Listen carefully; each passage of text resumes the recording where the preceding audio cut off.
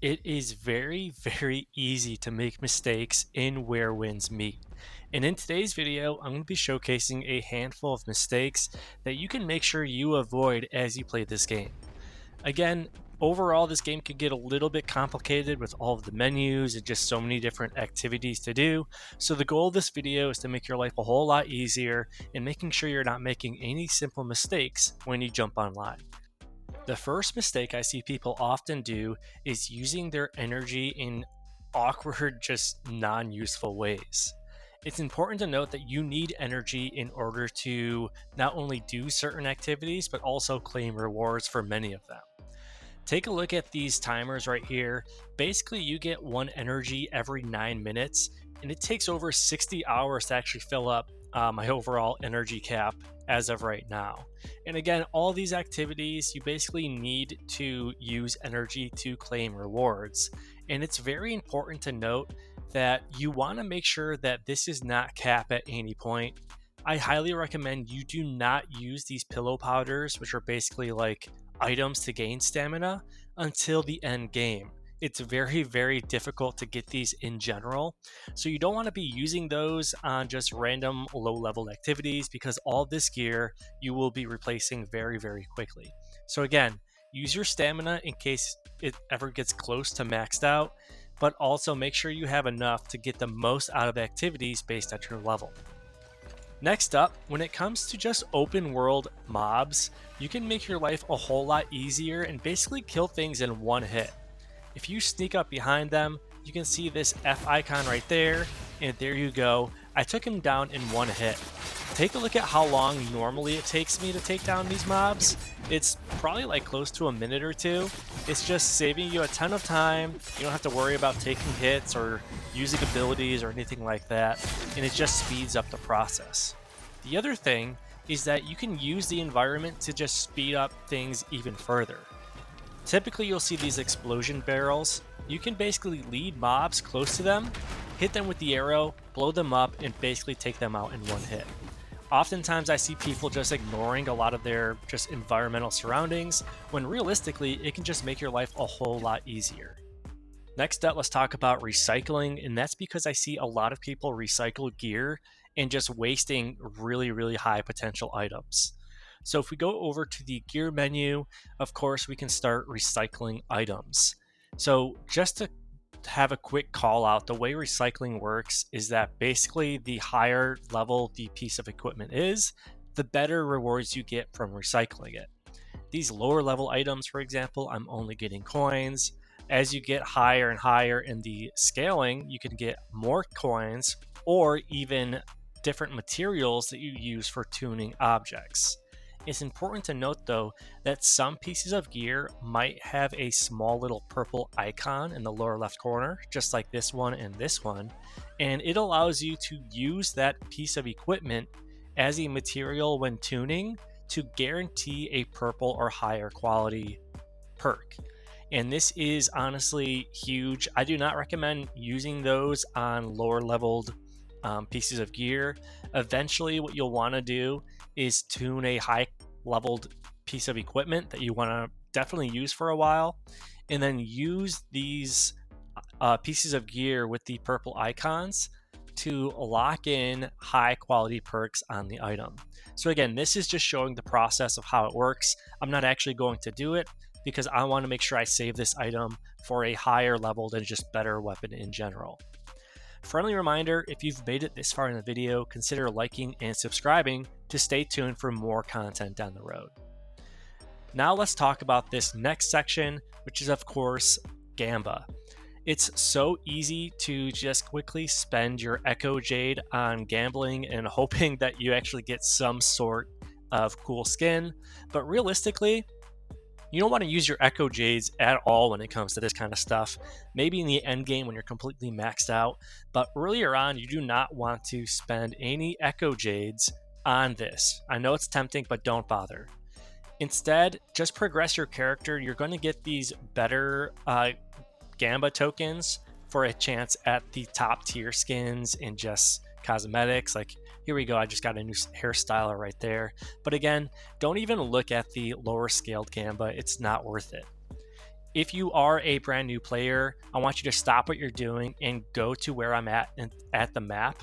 This is where you actually want to spend your Echo Jade instead of just gambling it away.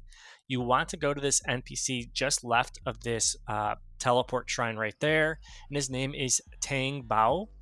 If you go up to him and speak with him, he's going to have a handful of different items you can buy. And what you want to do is buy all 10 of the Moral Chant pages. This will allow you to basically unlock a new passive ability that honestly helps you out tremendously. And that's what it is right here. It's called Moral Chant. You can read that, pause the video if you want, but this basically helps every single build in the game, and it just helps you take down certain challenges and just bosses so much easier. A lot of people make the mistake of not using this Tai Chi mystic skill. You get this very early in the game, and there's honestly a lot of different purposes and uses of this skill that'll make your life a whole lot easier. So of course, there's the typical example that you can throw a bear into a pile of rocks. This just makes fighting any bear in general a whole lot easier because those are actually pretty hard enemies in the open world.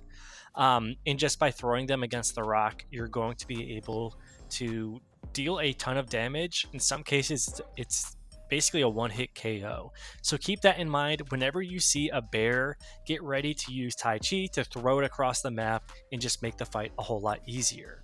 People don't realize that you can use this on a bunch of different mobs. I can throw a goose into the water and it's a one-hit KO, and I can throw mobs off cliffs. Same situation, just makes your life a whole lot easier.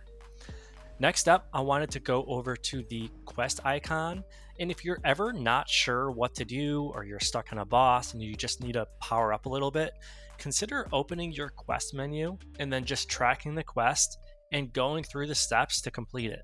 A lot of these honestly only take like a few minutes, and the rewards are pretty darn good, and they can lead to new rewards and just talent points and sometimes ways to upgrade your medicine bag. So again, make sure you take advantage of this. It's super easy, so you might as well do it. Another common mistake people do is ignore these pop-ups in the lower left side of your map when you open it up. A lot of times they are very easy upgrades, like it could be telling you you're ready to upgrade your medicine bag, or you've got currency to spend at this Meow Meow shop. I'm going to go ahead and show you guys that there's a handful of goodies here, like even Gamba drawings for these really high quality skins, and then just a handful of other useful materials too. If you want to get wiggling fish, I mean, this is your way to do it. But hey, since I actually got that drawing token, I'm gonna go ahead and use it, cross my fingers, and yep, nothing good, but hey, that usually happens. Next up, do not ignore all of these mini games that you're going to see in the open world, because they all give you decent rewards and help you progress your character further. And I'm even talking about these random fishing challenges. I mean, look at all these rewards. This probably took like a minute, maybe 2 minutes, and I'm getting all of these freebies just by doing it. Plus, again, it's progressing my character a bit, and there's a handful of achievements related to all of these activities. For example, I just caught 20 fish, so I got some more freebies and an achievement. And my last tip here is still talking about fish. You're going to want to find this fisherman right here and challenge them to a competition. Here it is on the map. I'll zoom out a little bit, but you want to make sure you go here, challenge the fisherman, and you're going to get a recipe. Once you get the recipe, I want you to step into this body of water, and then you can use Tai Chi to basically get a handful of goodies, including fish. The cool thing about this is that you could just rinse and repeat this process to get a handful of goodies and, more importantly, a ton of fish. So I'm going to have to wait for my cooldown, but it's ready in just 2 seconds. I'm going to go ahead and do it again, and you're going to see I'm getting more goodies and more fish. More specifically, river fish, which is what I need to craft certain food.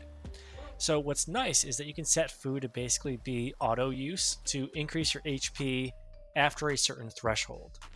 If you go to your cooking tab, you can see this divine cooked fish recipe right here. Divine stuffed fish, sorry. And after you basically succeed that challenge against that fisherman, you're going to be able to cook this over and over and over again and always have a good stockpile of food ready to go. You do need to have those two other ingredients you can see in the lower right corner, but they're honestly super easy to get a hold of, so I would not stress too much about that. Keep in mind too that there is a whole separate amount of stamina similar to energy use that will basically be consumed after you use it, but you're going to have to use it anyways. You don't want that maxed out and just sitting there, so this is also a good way to do just that. And that covers it. If you guys enjoyed this video, please give it a like, comment below, and also subscribe for some more Where Winds Meet content down the road.